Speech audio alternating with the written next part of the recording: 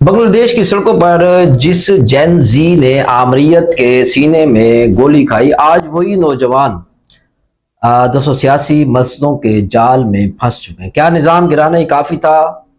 نہیں، حقیقت یہ ہے کہ آپ کے پاس سوشلزم جیسا کوئی متبادل انقلابی نظریہ نہ ہو تو آپ وہی پرانی مذہبی اور سیاسی قوتوں کے قدموں میں جا گرتے۔ 11 جماعتی اتحاد اور جماعت اسلامی سے انتخابی مفاہیم دراصل اس لہو سے غداری ہے جو تبدیلی کے نام پر دوستو بہایا گیا۔ یاد رکھیے، مفاہمت اور انقلاب کبھی ایک ساتھ نہیں چل سکتے۔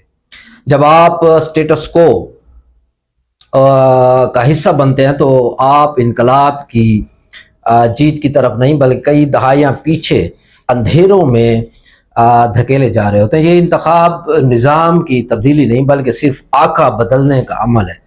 اگر متبادل نظام نہیں تو انقلاب نہیں، محض ایک ادھورا دوستو خواب ہی رہ جاتا ہے۔ ویڈیو کا لنک، مکمل ویڈیو کا لنک جو ہے نیچے کلک کیجئے اور تجزیہ دیکھیے۔ آپ کا بہت شکریہ۔